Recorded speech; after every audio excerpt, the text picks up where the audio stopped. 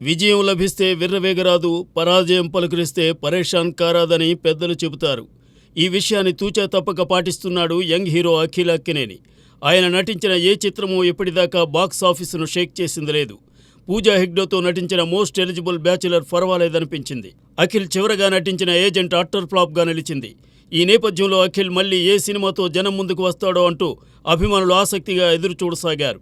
వారికి ఊరట కలిగిస్తూ ఓ న్యూస్ హల్చల్ చేస్తోంది.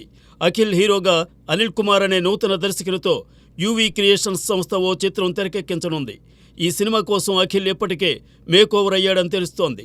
ఆ మధ్య పొడవాటి జుట్టుతో అఖిల్ కనిపిస్తున్నాడు. అలాగే పర్ఫెక్ట్ బాడీ కోసం ఎక్కువ గంటలు జిమ్లో గడుపుతున్నాడట. ఈ మధ్య అఖిల్ను చూసిన అభిమానులకు అతని పట్టుదల చూస్తుంటే ఈసారి హిట్ ఖాయమని ఆశిస్తున్నారు. ఇంతకు పొడవాటి జుట్టుతో అఖిల్ నటించబోయే చిత్రం ఎలా ఉంటుందన్న ఆసక్తి కూడా ఫ్యాన్స్లో కలుగుతోంది. ఆ సినిమా పీరియడ్ మూవీ అని తెలుస్తోంది. ఇందులో అఖిల్ 11వ శతాబ్దానికి చెందిన ఓ ట్రైబల్ వారియర్గా కనిపిస్తాడట.